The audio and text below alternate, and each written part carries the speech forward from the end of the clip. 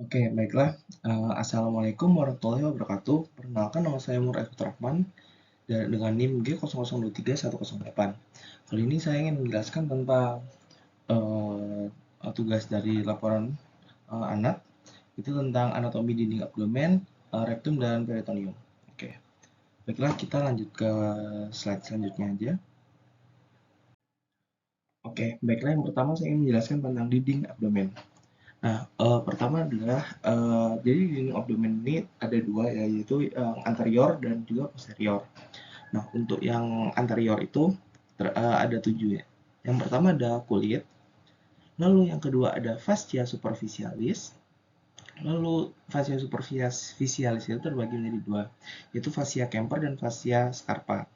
Lalu yang ketiga ada fascia profunda, lalu yang keempat ada musculus et aponeurosis. Nah, ini terbagi menjadi lima ya. Jadi yang pertama ada musculus obliquus externus abdominis, lalu yang kedua ada musculus obliquus internus abdominis, yang ketiga ada musculus transversus abdominis, yang keempat ada musculus rectus abdominis, yang kelima ada musculus pyramidalis abdominis. Nah, yang kelima ada fascia transversalis, lalu yang keenam ada fascia extraperitonealis, lalu yang ketujuh ada peritoneum parietal. Oke, itu tadi untuk yang anterior. Selanjutnya adalah yang untuk posterior. Jadi yang pertama adalah tentu saja kulit, yang kedua ada fascia superficialis, yang ketiga ada musculus et aponeurosis. Nah, pada lapisan pertama terdapat musculus latissimus dorsi. Lalu untuk lapisan kedua terdapat musculus obliquus externus abdominis. Lalu juga ada musculus erectus spinae di lapisan kedua, lalu ada juga serratus posterior inferior, lalu ada longissimus dorsi. Nah, untuk lapisan ketiga terdapat musculus multifidus, lalu juga ada musculus interspinalis, lalu juga ada musculus obliquus internus abdominis. Lalu untuk lapisan keempat ini yang pertama ada musculus quadratus lumborum, yang kedua ada musculus iliopsoas, lalu yang terakhir ada musculus transversus abdominis. Lalu yang kelima ada fascia extraperitonealis, yang terakhir ada peritoneum parietal. Sama seperti yang anterior. Oke, kita next. Oke, selanjutnya adalah fascia superficialis. Nah, jadi ini adalah gambar dari fascia superficialis yang luar.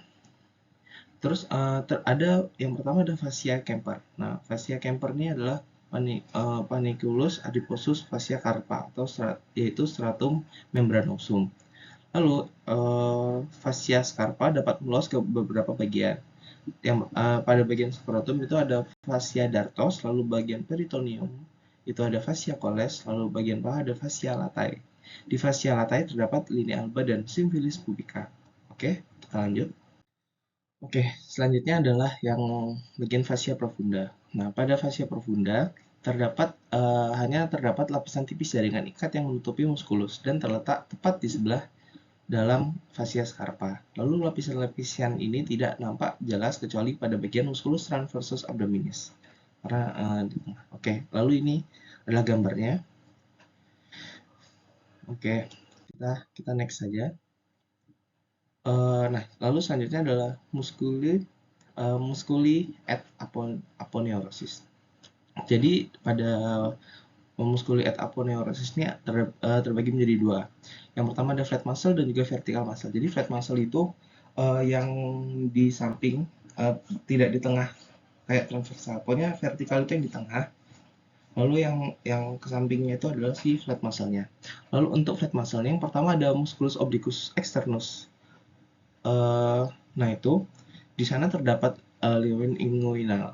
Lalu selanjutnya adalah musculus obliquus internus. Selanjutnya adalah musculus transversus. Oke, untuk yang vertical muscle, yang pertama ada musculus rectus abdominis intersectionis tendinae, yang kedua ada processus sipoideus, lalu selanjutnya ada umbilicus, dan di antara keduanya. Itu untuk di garis-garis yang ini. Mana ya, kelihatan ya mouse-nya.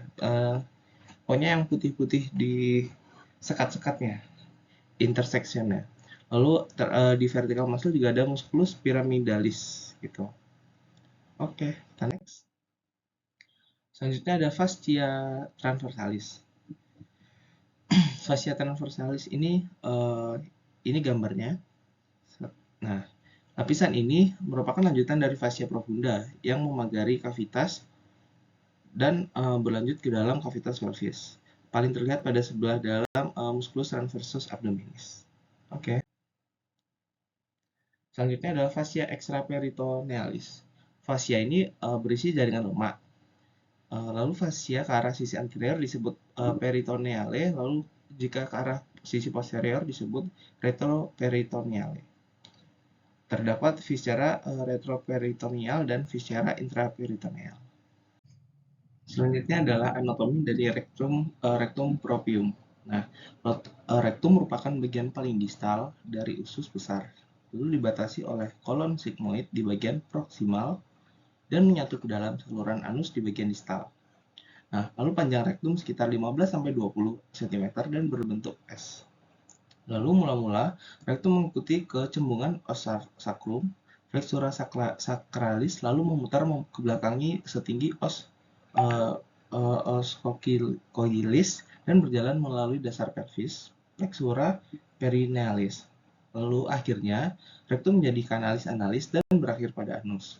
Sepertiga atas rektum merupakan bagian yang sangat lebar, yaitu ampula recti. Jika ampula recti terisi, maka timbul perasaan Oke. Perasaan ya. Oke, kita akan lanjut. Nah, selanjutnya adalah anatomi dari kanalis analis. Nah, jadi di kanalis analis ini terbagi menjadi tiga segmen dari anus itu, dibagi menjadi tiga. Yang pertama ada zona columnaris, yang kedua ada zona alba, yang tadi sudah kita singgung zona alba, yang ketiga ada zona cutanea. Nah, lalu kanalis analis terdiri dari struktur yang pada kolumna analis yang merupakan 5-10 lipatan tunika mukosa longitudinal karena adanya anastomose arteri dan vena cabang-cabang dari pars intramuscularis. Yang kedua ada valvulae anales yang merupakan pelipatan mukosa yang menghubungkan tiap dua kolumna pada bagian kaudal. Yang ketiga ada sinus rectalis yang merupakan cekungan valvulae anales. Oke. Baiklah, selanjutnya adalah otot-otot pada kanalis analis. Nah, jadi ototnya terbagi menjadi 4. Yang pertama ada sphincter ani internus yang merupakan kontinuasi lapisan otot sirkular berupa otot polos, inervasi simpatis, involuntar.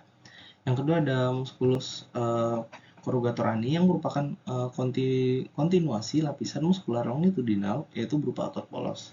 Selanjutnya adalah musculus sphincter ani externus yaitu memiliki segmen berbeda yaitu pankreas subcutanea seperti lalu ada superficialis profunda berupa otot lirik kontrol voluntar melalui nervus pudendus. Lalu selanjutnya adalah musculus puborectalis, yaitu bagian dari musculus levator ani. Ini membentuk lengkung di belakang rektum untuk menariknya ke ventral dan membentuk flexura perinealis. Lalu kelakuan yang terjadi pada rektum memungkinkan penyimpanan feses dalam ampula recti berupa otot lurik kontrol voluntar melalui nervus pudendus dan cabang langsung ke plexus sacralis. Oke. Kita lanjut. Baiklah, selanjutnya adalah peritoneum. Jadi peritoneum ini merupakan selaput serosa yang melapisi dinding rongga perut dan terletak pada organ perut dan panggul. Di antara dua lapisannya, parietal dan visceral, terdapat rongga peritoneum. Lalu peritoneum adalah suatu lapisan tipis dan licin.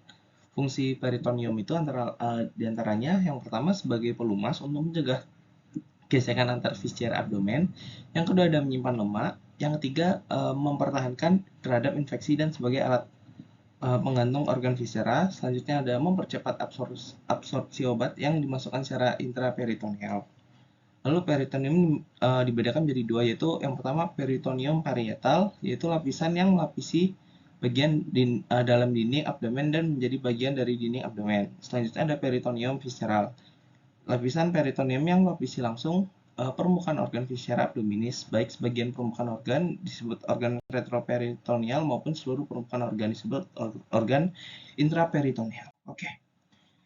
Lalu kedua lapisan peritoneum ini, visceral dan parietal, membentuk suatu rongga yang disebut cavum peritonei atau peritoneal cavity.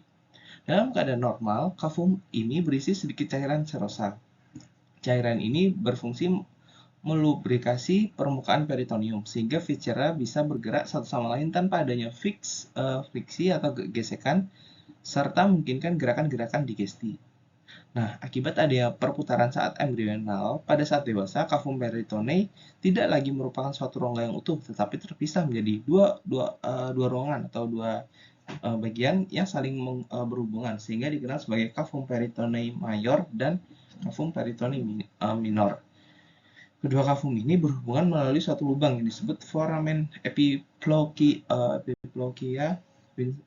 Winslow. Oke. Selanjutnya adalah intraperitoneum dan retroperitoneum. Nah, di sini nih yang pertama adalah intraperitoneal. Di organ intraperitoneal adalah organ yang permukaannya dilapisi oleh peritoneum, berada dalam kavitas peritonealis seperti gester, duodenum, pars superior, jejunum, ileum, appendix, veriformis, colon transversum, colon sigmoida, dan cauda pancreas, lalu lien dan hepar. Lalu viscera atau organ retroperitoneal berada di luar kavitas peritoneum. Nah, jadi dia tuh nggak dilapisi semua seperti intraperitoneal seperti itu. Jadi tidak seluruhnya dilapisi. Nah, lalu untuk jenis-jenisnya itu biasa yang diajarkan adalah singkatannya adalah Sedgwick. Yang pertama ada suprarenal gland, yang kedua A-nya itu aorta, D-nya itu duodenum kecuali pars superior karena superiornya masuk ke intraperitoneal. Selanjutnya ada pankreas kecuali cauda. Selanjutnya U-nya ureter, lalu C-nya kolon bagian ascendant dan descendant. Selanjutnya K-nya kidney, lalu yang E-nya esophagus, yang R-nya adalah rectum. Gitu cara mudah menghafalkannya. Selanjutnya adalah duplicator peritoneum. Terbagi menjadi tiga ya, ada omentum, mesentri, dan juga ligamentum peritonei. Oke. Yang pertama adalah omentum. Omentum itu ada maius sama minus. Omentum yang berasal dari maius itu omentum yang berasal dari mesenterium dorsalis merupakan lipatan peritoneum yang melekat pada kurvatur mayor, gaster, dan duodenum pars superior. Omentum ini berbentuk seperti tirai, di mana omentum ini turun menutupi galon transversum dan intestinum tenui, yaitu jejunum dan ileum. Kemudian melipat ke belakang dan melekat pada bagian atas dari mesokolon transversum. Lalu lebih lanjut, terdapat dua arteri dan vena yang berada pada omentum maius, yaitu arteri atau vena gastroomentalis atau epiploica dan dextra, dan A atau V atau arteri vena dari gastroomentalis atau yang bagian sinistra. Lalu omentum minus berasal dari mesenterium ventralis, merupakan lapisan peritoneum yang melekatkan kurvatur minor gaster dan duodenum pars superior menuju dari fascias inferior dan hepar. Itu. Jadi untuk maius contohnya seperti ligamen gastrophrenica, lalu ligamen gastrosplenica, lalu ligamen gastrocolica, lalu ligamen splenorenale. Lalu untuk omentum minus terbagi menjadi ada dua, disusun dua ligamen. Yang pertama hepatodenale, yang kedua adalah gastrohepatica. Gitu. Oke, untuk selanjutnya adalah bagian mesenterium. Untuk mesenterium ini melekatnya viscera intraperitoneal dinding abdomen posterior. Contohnya seperti kolon itu mesokolon, lalu instantium tenue itu mesenterium, lalu pada bagian appendix itu adalah mesoappendix atau mesenteriolum. Oke. Selanjutnya adalah ligamentum peritonei. Nah, ini adalah melekatkan antara organ ke organ lain ataupun ke dinding posterior abdomen dan dapat membentuk bagian dari omentum. Nah, ligamentum tersebut adalah pada hepar ada ligamen falciform, lalu ligamen hepatoduodenale seperti yang tadi, sama ligamen gastrohepatica. Nah, jadi yang tadi hepatoduodenale sama gastrohepatica itu masuk ke omentum minus. Lalu pada gaster ini ada ligamentum gastrorenica, lalu ligamentum gastrosplenica, lalu ada ligamentum gastrocolica. Tiga ini tadi masuk ke bagian omentum yang maius. Oke, baiklah, next. Lalu ada greater sac, lesser sac, dan foramen Winslow. Jadi ini adalah cavum peritone. Ini gambarnya. Cavum peritone terpisah menjadi dua bagian, yaitu cavum peritone mayor atau greater sac atau sulcus mayor, dan cavum peritonei minor atau lesser sac bursa omentum. Keduanya dihubungkan melalui foramen epicloica Winslowly. Nah, jadi ini nih yang tadi saat bayi kena, dan akhirnya dia kebagi menjadi dua, ada yang cavum minus dan maius. Nah, baiklah, sekian penjelasan dari saya. Mohon maaf jika ada kurang. Wassalamualaikum warahmatullahi wabarakatuh.